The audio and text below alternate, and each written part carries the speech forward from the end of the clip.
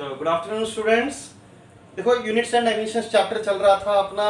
कल एक वीडियो मैंने अपलोड किया था, आपको शायद आप सबको समझ में आया होगा। अपन प्रिंसिपल ऑफ होमोजेनिटी के ऊपर काम कर रहे थे। किसके ऊपर बेटा? Principle of homogeneity. एक one of the major application अपन देखे थे। दो एप्लीकेशंस अभी तक अपन पढ़ चुके थे। पहला application correctness of the equation था। दूसरा एप्लीकेशन क्या था बेटा? दूसरा एप्लीकेशन क्या था अपना कि अननोन कांस्टेंट्स का क्या डिटरमाइन करना, डायमेंशंस डिटरमाइन करना, अननोन कांस्टेंट्स के डायमेंशंस डिटरमाइन करना। आज अपन थर्ड एप्लीकेशन डिटरमाइन कर थर्ड एप्लीकेशन देखेंगे बेटा, मेकिंग द न्यू रिलेशंस। अगर क्वेश्चन ऐसा दिया गया है आपको कि उसको कैसे सॉल्व किया जाए, सोचो उसने क्वेश्चन दिया है, इमेजिन करो कि डेंसिटी डिपेंड्स ऑन डेंसिटी का मतलब मालूम है सबको, मास पर यूनिट वॉल्यूम, मास पर यूनिट वॉल्यूम। डेंसिटी ये जो क्वांटिटी है depends on the dimensions of the force. किसके ऊपर डिपेंड है बेटा? फोर्स एंड लेंथ उन्होंने बोला था वैसा, एंड टाइम। क्वेश्चन में ऐसा दिया था, if you want to write the density का equation in terms of force, length and time treated as a fundamental quantities. इनको मैंने फंडामेंटल क्वांटिटीज जान के अगर मैंने एक रिलेशन बनाना चाहता हूं, जैसा रिलेशंस कैसे बनते हैं कि मास, लेंथ और टाइम के बीच में, मतलब फंडामेंटल क्वांटिटीज अपन क्या यूज किए थे बेटा? मास, लेंथ और टाइम को यूज किए थे। अभी वो क्या क्वेश्चन में क्या बोल रहा था कि इनको फंडामेंटल क्वांटिटीज बोल के यूज करो और रिलेशन बोलो बोल के बोल रहा है। ऐसे सिचुएशन में व्हाट इज द सॉल्यूशन का प्रोसीजर क्या है? दिस वेरी सिंपल कॉन्सेप्ट में आंसर दे रहा हूं आपको मैंने। डेंसिटी डिपेंड्स ऑन व्हाट बेटा? Force, length and time. If you want to write the dimensions of densities in terms of force, length and time, लिखने का तरीका एक बार देख लीजिए। तो इस सबके प्रोपोर्शनल, डेंसिटी का मतलब क्या है बेटा? मास पर यूनिट वॉल्यूम, मास per unit volume. Proportional symbol निकालने के लिए क्या चाहिए? Proportionality constant. अगर सोचो मैंने के लिया, proportionality constant. Force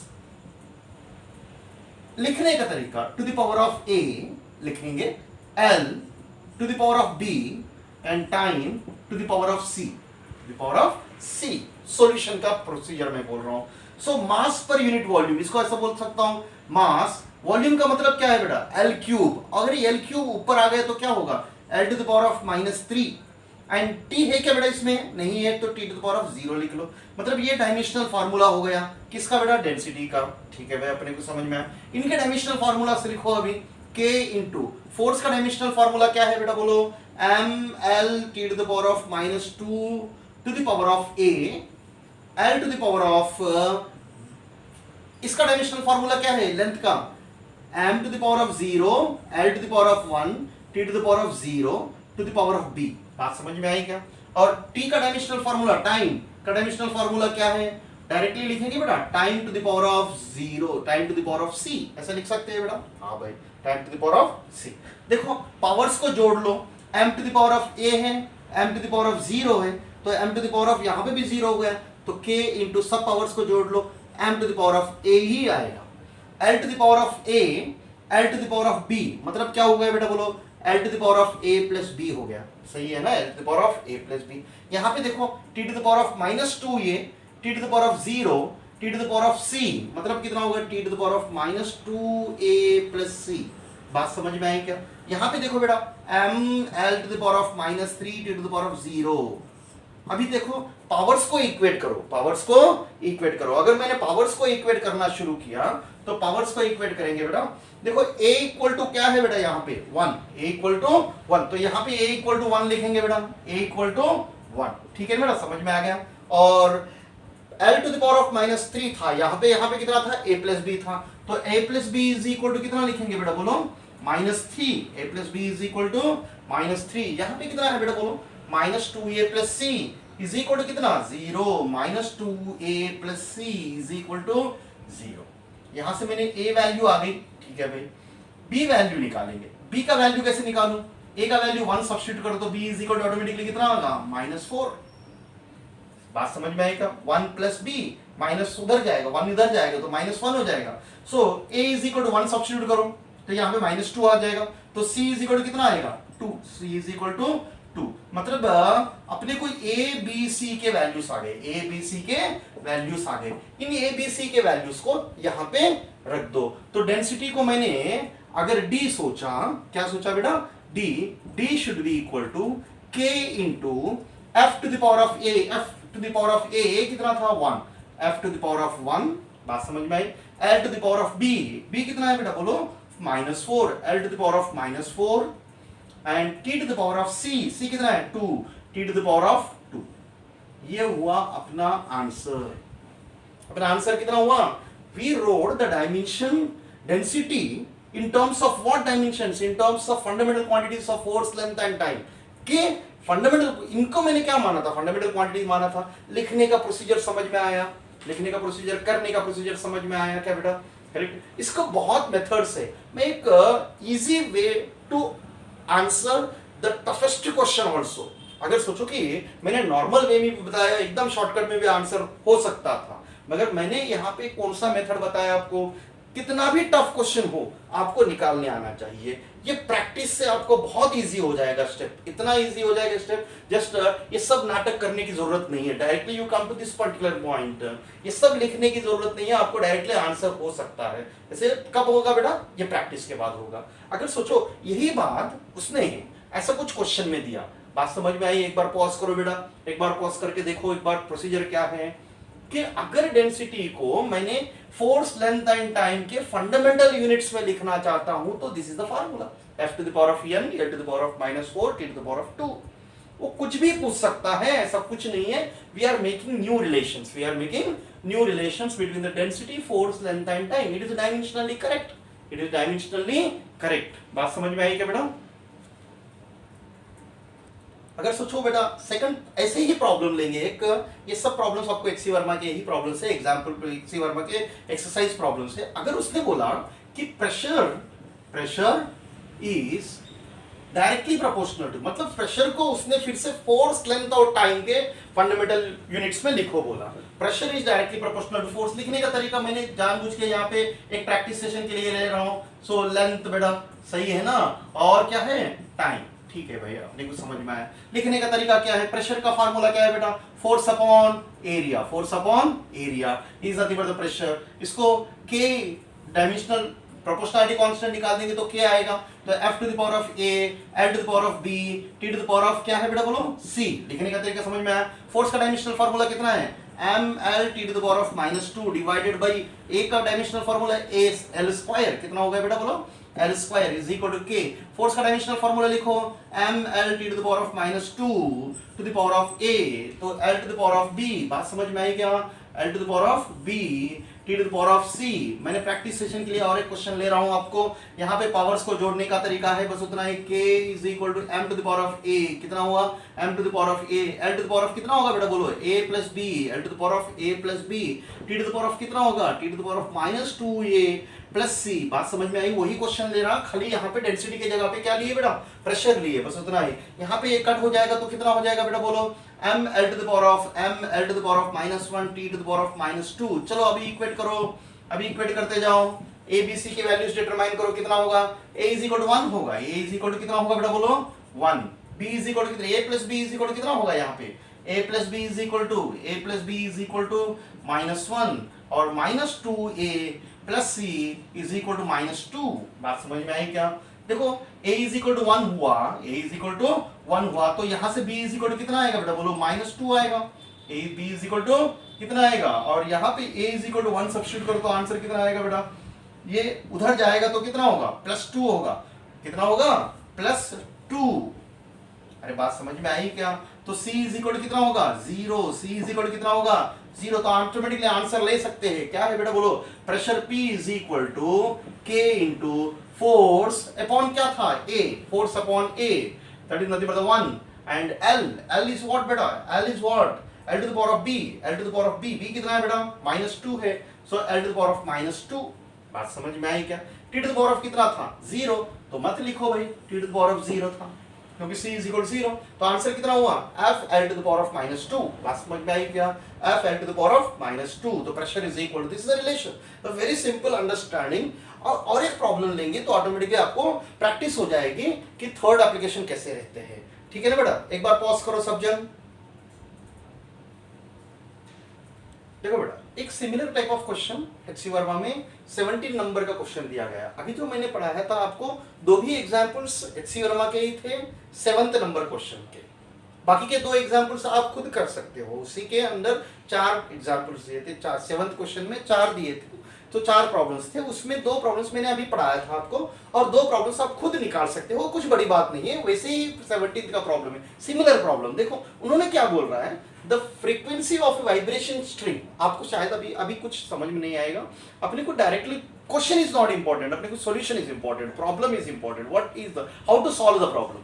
the frequency of a vibration string, मतलब एक वाइब्रेशन स्ट्रिंग है, depends on the frequency, depends on the length between the nodes. अभी नोड्स एंटी नोड्स बोल के आएंगे, बाद में देखेंगे। It depends on the length, frequency depends on the length.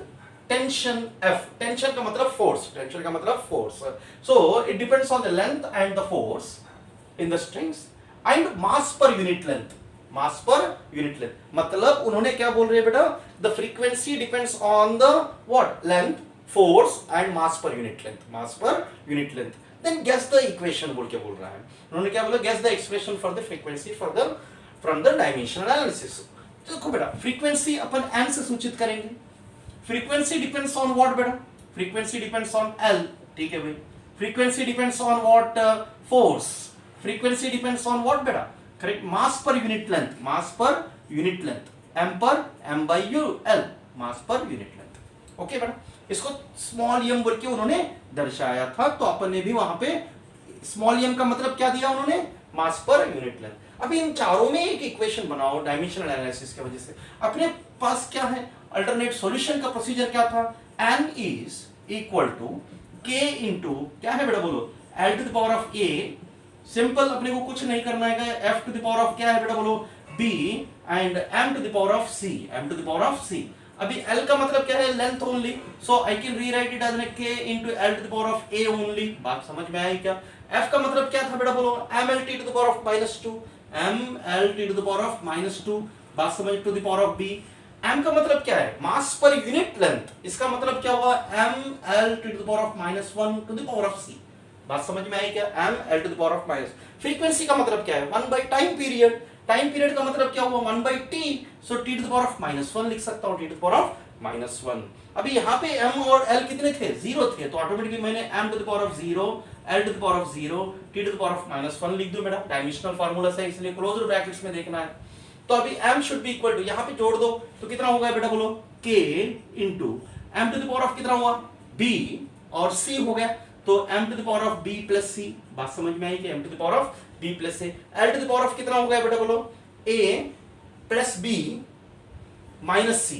l to the power of कितना हुआ, a प्लस, बोलो बेटा, l to the power of a plus b minus कितना c, और t to the power of कितना, यहाँ पे t नहीं है, यहाँ पे t है -2b, यहाँ पे भी t नहीं है, बस इसको इक्वेट करो, m to the power of 0, l to the power of 0, t to the power of -1।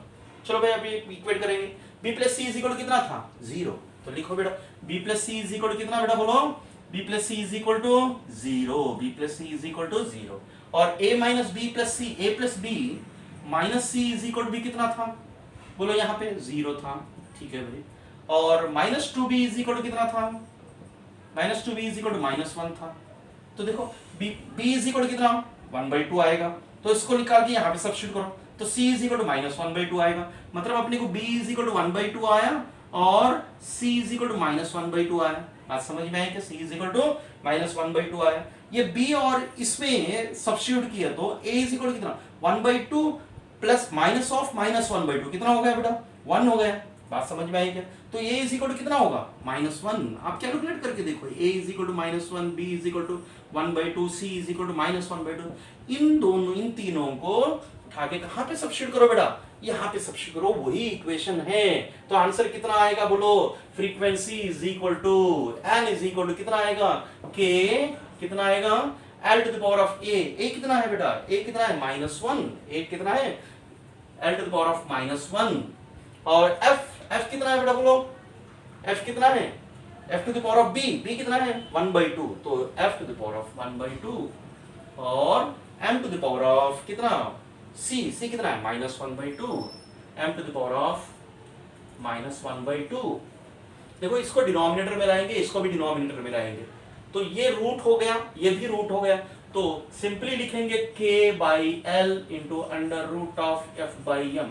लिख सकता हूं, देखो एक बार, k by L into under root of F by M, simple way. So अपन क्या पढ़ क्या रहे थे, applications of principle of homogeneity, very very important application as per the exam point of view. Exam point of view के ऊपर अगर question बन सकता है तो यहाँ पे थर्ड एप्लीकेशन से क्वेश्चन बन सकता है। क्वेश्चन क्या देगा, द प्रिंसिपल ऑफ होमोजेनिटी का थर्ड एप्लीकेशन के ऊपर अच्छे खासे क्वेश्चंस प्रैक्टिस कर लो बेटा।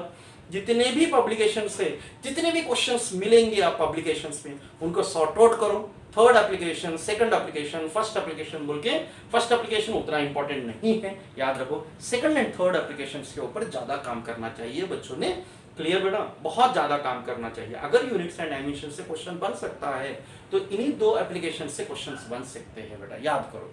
एक ऐसे बहुत पुराने क्वेश्चन पेपर्स उठाना नहीं है कभी भी, नए नए क्वेश्चंस, मतलब 15 से लेके 19 तक जितने भी क्वेश्चंस आ चुके हैं यूनिट्स एंड डायमेंशंस पे, अगर क्वेश्चन आ चुका है तो यही क्वेश्चंस आएंगे, ऐसे ही क्वेश्चंस आएंगे। इसलिए एचसी वर्मा में भी ऐसे 4-5 क्वेश्चंस दे चुका है उन्होंने, सो वो क्वेश्चंस प्रैक्टिस करो बेटा। मैं एक बात बोलता हूं, आप फ्रेशर्स हो, एचसी वर्मा का थ्योरी अभी मत पढ़ो, आपको समझ में नहीं आएगा। एचसी वर्मा के एक्सरसाइज करो, आपको समझ में आ जाएगा। अगर आप इस क्लास के बाद एचसी वर्मा को आप ओपन करके उसके एक्सरसाइज प्रैक्टिस करेंगे तो आपको बिंदास समझ में आएगा।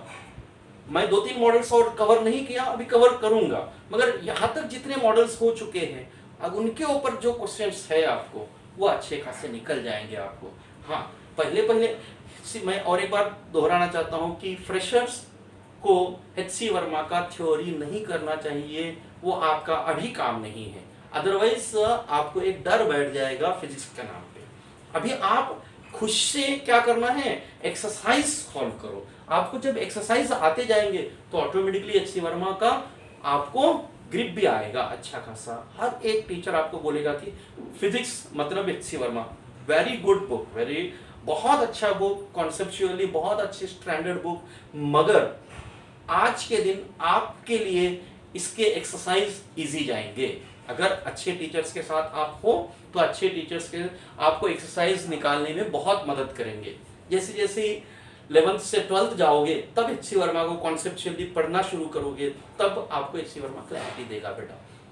अपने को अभी प्रॉब्लम्स की क्लैरिटी चाहिए। तो बात समझ में आई, प्रिंसिपल ऑफ होमोजेनिटी का थर्ड एप्लीकेशन समझ में आया बेटा, सबको अच्छी तरीके से समझ में आया थर्ड एप्लीकेशन।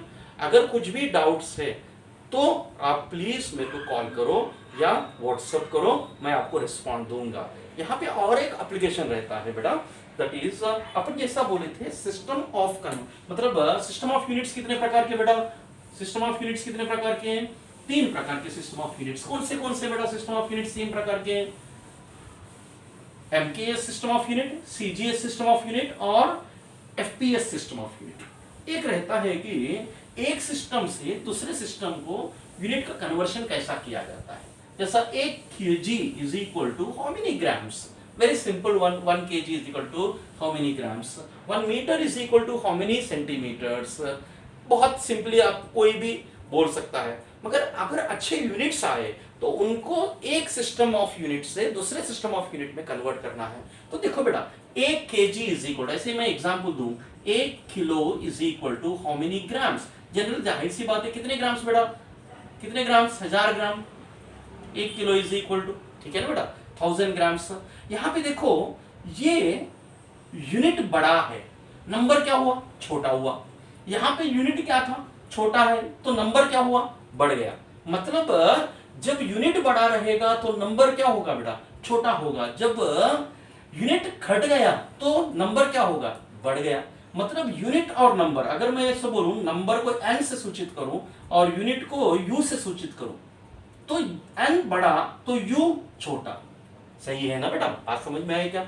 u बड़ा तो n छोटा, मतलब एक दूसरे को कैसे रिलेटेड है, n and u, n is inversely proportional to u, n is inversely proportional to u, बात समझ में आई क्या।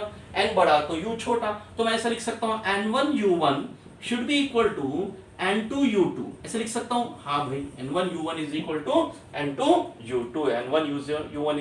ये प्रिंसिपल अपने को किस में लेना है, one system of unit to another system of unit. मैं और एक बार दोहराता हूं, देखो बेटा यूनिट बढ़ा तो क्या बढ़ गया बेटा, नंबर छोटा हो गया। अगर यूनिट घटा तो क्या हो गया, नंबर बढ़ गया।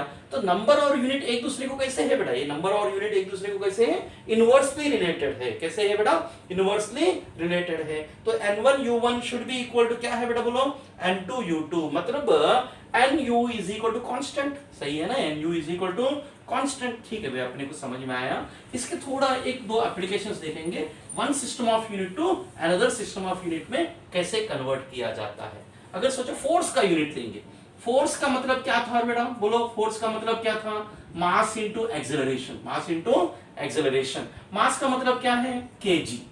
एक्सेलरेशन का मतलब velocity upon time, velocity upon time मतलब metre per second square, metre per second square. ये कौन सी यूनिट थी बेटा, ये MKS यूनिट थी। कौन सी यूनिट थी बेटा, MKS यूनिट। अगर इसको मैंने CGS यूनिट में कन्वर्ट करूं, kg को क्या लिख सकता हूं, ग्राम लिख सकता हूं, मीटर को क्या लिख सकता हूं, सेंटीमीटर लिख सकता हूं, इसको सेकंड लिख सकता हूं। सही है ना। तो अपन डायरेक्टली नहीं कन्वर्ट करेंगे, डायरेक्टली भी आप छोटे छोटे यूनिट्स को ऐसे ही मुंह जबानी कैलकुलेट कर सकते हो, मगर अपन एक डायमेंशनली सॉल्व करेंगे। अपने को प्रिंसिपल क्या था, n1u1 should be equal to क्या था बेटा, बोलो n2u2। ठीक है ना बेटा, क्लियर बेटा।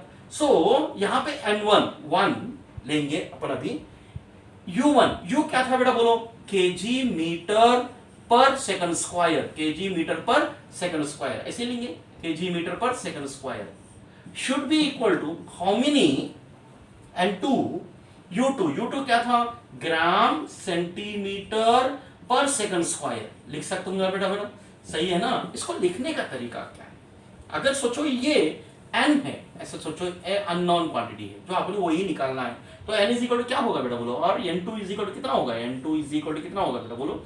n2 is equal to kg upon gram लिख सकता हूँ, हाँ भाई 1 इंटू kg अपॉन ग्राम लिखने का तरीका बोल रहा हूँ। और फिर से मीटर पर सेंटीमीटर लिखने का तरीका बेटा, बात समझ में आई क्या। बाद में second square 1 upon second square मतलब second to the power of -2 upon second to the power of -2। बात समझ में आई क्या बेटा, आगे समझ में, यस। अभी इसको कन्वर्ट कर लो, आइदर ग्राम को केजी में कन्वर्ट करो या केजी को कन्वर्ट ग्राम में कन्वर्ट करो, वेरी सिंपल है, ऐसा कुछ बड़ी बात नहीं है। 1 kg is equal to how many grams, 1000 10 to the power of 3 grams upon gram. बात समझ में आई क्या, okay. 1 metre is equal to how many centimetres बेटा, 1 metre is equal to how many centimetres, देखो 10 to the power of 200 centimetres, centimetre upon centimetre, second to the power of -2 upon second to the power of -2। ठीक है, देखो ग्राम ग्राम निपट लेंगे बेटा, cancel हो जाएगा, और सेंटीमीटर सेंटीमीटर कैंसिल हो जाएगा, सेकंड सेकंड कैंसिल हो जाएगा। बचा क्या था बेटा, बोलो n2 का वैल्यू कितना आया था, बचा क्या, 10 to the power of 3 10 to the power of 2 कितना हो गया, 10 to the power of 5 10 to the power of 5। इसका मतलब क्या हुआ, 1 kg metre per second square is equal to how many grams per centimetre per second square, 10 to the power of 5 gram centimetre per second square. आपको मालूम होगा कि KG metre per second square को क्या बोला जाता था, न्यूटन बोला जाता था। सही है ना। और ग्राम सेंटीमीटर पर सेकंड स्क्वायर को डाइन बोला जाता था। तो यहाँ पे अपन क्या निकाल लेते हो, 1 न्यूटन इज इक्वल टू कितने डाइन बोल के बोला, 10 to the power of 5 dynes. ये तो आपको मालूम ही है, 10 to the power of 1 newton is equal to 10 to the power of 5 dynes. आपको एक नए तरीके से सिखाया जा रहा है, क्या, n1u1 is equal to n2u2, n1u1 is equal to n2u2 बोल के एक नए तरीके से। जैसा आपको एक सिस्टम ऑफ यूनिट को दूसरे सिस्टम ऑफ यूनिट में कन्वर्ट करने के लिए इसका सहारा लिए तो आपको इजी जाएगा। ऐसे क्वेश्चंस आजकल कोई नहीं पूछ रहा है बेटा, so don't worry about the things. जेडब्ल्यू मेंस में, एडवांस में, या एडवांस की तो बात बहुत दूर की बात है, नीट में ऐसे क्वेश्चंस नहीं पूछ रहे। इसके बावजूद भी आपके पब्लिकेशंस में, एचसी वर्मा में ऐसे क्वेश्चंस है, इसलिए आपको करने की जरूरत है। अगर बहुत ऐसा कोई जरूरी नहीं है कि वो पूछेगा नहीं, तो इसलिए थोड़ा मालूमात आपने कुछ जानकारी देना है कि एक सिस्टम ऑफ यूनिट से दूसरे सिस्टम ऑफ, ऐसे ट्रिमेंडियस क्वेश्चंस निकाल सकते हो। 1 joule is equal to how many ergs, जैसा आपको सबको मालूम है 1 joule is equal 10 to the power of कितना, 7 अर्क्स। सही है ना, वो भी निकाल के ट्राई करो। 1 जूल, जूल का मतलब क्या है, वर्क और एनर्जी, सही है ना। मतलब फार्मूला क्या हुआ, force into displacement, force into displacement मतलब क्या हुआ, KG metre square per second square, KG metre square per second square को कन्वर्ट करो gram centimetre square per second square में कन्वर्ट करो। बात समझ में आई क्या? सो लिखने का तरीका तो समझ में आया, बात समझ में आ रही है क्या बेटा? यूनिट्स एंड डायमेंशंस चैप्टर में इसके अलावा आपको कुछ भी पूछा नहीं जाएगा। हाँ, बहुत से चीजों का डायमेंशनल फार्मूलेस पूछे जाते हैं, मगर अभी आपको वो डायमेंशनल फार्मूलेस नहीं आएंगे। अगर मैं ऐसा बोलूं सरफेस टेंशन का डायमेंशनल फार्मूला क्या है, you don't know about the surface tension, how you can answer the surface tension का डायमेंशनल फार्मूला? उस चैप्टर में आपको जब इंट्रोड्यूस होगा सरफेस टेंशन का मतलब क्या है, तब आपको वो फार्मूला आ जाएगा बेटा। मतलब फोर्स पर यूनिट लेंथ बोला जाएगा। अगर आपको फोर्स पर यूनिट लेंथ, इसलिए एचसी वर्मा में आपको मैक्सिमम इंफॉर्मेशन दे चुके हैं यूनिट्स एंड डायमेंशंस में। डायमेंशनल फार्मूला अगर पूछ रहा है तो डायमेंशनल फार्मूले के रिलेटेड फार्मूला दे चुका है और वो पूछ रहा है कि what is the dimensional formula. तो डायमेंशनल फार्मूला निकालना कुछ बड़ी बात नहीं है। जैसा वर्क का डायमेंशनल फार्मूला निकालो, वर्क का dimensional formula force into displacement बेटा। तो फोर्स का formula ml t to the power of -2 into l इतना ही बढ़ता है ml square t to the power of -2। ऐसे बहुत सारे ढेर सारे डायमेंशनल फार्मूलास पूछे जाते हैं एग्जाम्स में। आज भी अच्छे खासे पेपर्स में, मतलब JEE में भी आज डायमेंशनल फार्मूलेस पूछे जाते हैं, पर इतने बेसिक डायमेंशनल फार्मूलेस नहीं पूछे जाते, थोड़ा अच्छे लेवल के डायमेंशनल फार्मूलास पूछे जाते हैं। बात समझ में आई क्या? जैसा अपन एक एग्जाम्पल लेंगे, कि आपको 9th क्लास में ग्रेविटेशनल फोर्स का फार्मूला था, सही है ना? ग्रेविटेशनल फोर्स का फार्मूला था ना बेटा? क्या था? F = G m1 m2 by r square। F formula क्या था बेटा? F = G into m1 m2 by r square। बात समझ में आई क्या? Yes sir. इसमें G is the universal gravitational constant बोला गया, m1 and m2 is the masses and r is the distance। What he can ask, what is the dimensional formula of the capital G? Dimensional formula of the capital G. पहले तो relation लिख लो capital G के लिए। Capital G is equal क्या लिख सकता हूं? FR²। क्या लिख सकता हूं? FR² divided by m1 m2 लिख सकता हूं। हाँ भाई, इसमें क्या बड़ी बात है बेटा? करेक्ट। सो FR², F का मतलब क्या था बेटा? ml t to the power of -2। R का मतलब क्या है? L डिस्टेंस, सो L² अपॉन mm मतलब kg, सही है? मतलब m² कितना हो गया? m²। बात समझ में आई क्या? अभी देखो क्या L to the power of कितना हो गया? ये R² है, R² मतलब L², बरोबर। सो ऑटोमेटिकली मेरे को क्या आंसर आ गया बेटा? बोलो। m to the, ये ऊपर चले जाएगा, m to the power of -1 L³ t to the power of -2। ये क्या हुआ? G की डायमेंशनल फार्मूला। किसकी डायमेंशनल फार्मूला बेटा? G की डायमेंशनल फार्मूला। मतलब अगर आपको ऐसे कुछ दिया गया और G की डायमेंशनल फार्मूला डिटरमाइन करो बोला, तो it's very simple, just rearranging the terms. मगर जाए यहाँ पे क्या, कौन सी इंफॉर्मेशन आनी चाहिए? इसकी इंफॉर्मेशन आनी चाहिए, फोर्स का डायमेंशनल फार्मूला आना चाहिए, तभी जाके आप डायमेंशनल फार्मूलेस निकाल सकते हो, G के डायमेंशनल फार्मूलास निकाल सकते हो। जैसा आप बात समझ में आई क्या बेटा? जैसा और एक एग्जाम्पल दूंगा मैं आपको कंफ्यूज ना करते हुए। अगर सोचो कि आपको इलेक्ट्रोस्टैटिक, जैसा अपन ग्रेविटेशनल फोर्स निकाले थे, वैसे एक फोर्स रहेगा इलेक्ट्रोस्टैटिक फोर्स ऑफ अट्रैक्शन। क्या रहेगा बेटा? Electrostatic force of attraction. That is formula ऐसा रहेगा इलेक्ट्रोस्टैटिक फोर्स ऑफ अट्रैक्शन का 1/4πε0। अभी ऐसे कुछ बोलूं तो कंफ्यूज नहीं होना चाहिए, क्योंकि डायमेंशनल फार्मूला आने चाहिए। करेक्ट। ε0 का मतलब परमिटिविटी। ε0 का मतलब क्या है? परमिटिविटी। ठीक है, अपने को कुछ लेना देना नहीं है। Into Q1 Q2 upon R², into Q1 Q2 upon R²। देखो बेटा, अगर आपको पूछा गया ε0 की वैल्यू, क्या पूछा गया बेटा? ε0 की डायमेंशनल फार्मूला। इसके लिए लिख दो बेटा, ε0 इधर ला लो, तो कितना होगा? Q1 Q2 अपॉन 4π के तो डायमेंशनल नहीं रहेंगे, क्योंकि कांस्टेंट क्वांटिटी को डायमेंशंस नहीं रहेंगे, तो F इधर आ जाएगा, FR²। बात समझ में आई क्या बेटा? Q का मतलब क्या है? चार्ज तो पढ़ा है नहीं अभी तक। यस, मगर आपको करंट इलेक्ट्रिसिटी में current is equal to Q/T था, मालूम है क्या? Yes, current is equal to क्या था बेटा? Q/T। यहां से Q इज इक्वल टू क्या था? IT लिख सकते हो। I is what? Current, which is a fundamental quantity. So current उसका यूनिट क्या था? Ampere into time. मतलब क्या लिख सकते? Q का डायमेंशनल फार्मूला क्या हो गया बेटा? AT। Q का डायमेंशनल फार्मूला क्या हो गया? AT। उसको उठा के यहां पे रखो, तो कितना हो? Q1 मतलब AT इंटू AT। बात समझ में आई? डिवाइडेड बाय, देखो M L T to the power of -2 into L square. बात समझ में आई? सिंपल हो गया, समझ में आ गया एप्सिलॉन नॉट का परमिटिविटी का। सो कितना हो गया बेटा बोलो? A square T square upon कितना हो गया? एम एल क्यूब कितना? T to the power of -2। सब ऊपर लेके जाओ अभी। कितना होगा बेटा बोलो? M to the power of -1 L to the power of -3 T to the power of कितना होगा? 4 T to the power of 4 into A square. ये किसका डायमेंशनल फार्मूला हो गया? एप्सिलॉन नॉट का। किसका डायमेंशनल फार्मूला हो गया बेटा? Dimensional formula epsilon not. But आप प्रैक्टिस करोगे तो आपको इजी जाएगा, it's not a big thing. मैंने जैसा 2 लेक्चर्स में ही आपको units and dimensions without any time pass मैं कंप्लीट कर चुका हूं, जिसमें पहले लेक्चर में आपको मैंने 5-10 मिनट आपका टाइम वेस्ट किया कि थोड़ा इंट्रोडक्शन क्लास था इसलिए। अदरवाइज एप्सिलॉन नॉट, अदरवाइज आपको यहाँ पे प्रॉब्लम सॉल्विंग टेक्निक्स में बता रहा हूँ, बाकी को कुछ नहीं है कि हाउ। अभी आप HC वर्मा ओपन करो, HC वर्मा एक्सरसाइज में जाओ, बस पहले चैप्टर का आपको मैक्सिमम टू मैक्सिमम क्वेश्चंस आ जाएंगे। थोड़े क्वेश्चंस को आपको दिक्कत जाएगी, वो क्वेश्चंस मेरे को पूछते जाओ, शायद हो सके तो मैं उस क्वेश्चंस को आपको नेक्स्ट वीडियो में कवर कर दूंगा बेटा। क्लियर बेटा?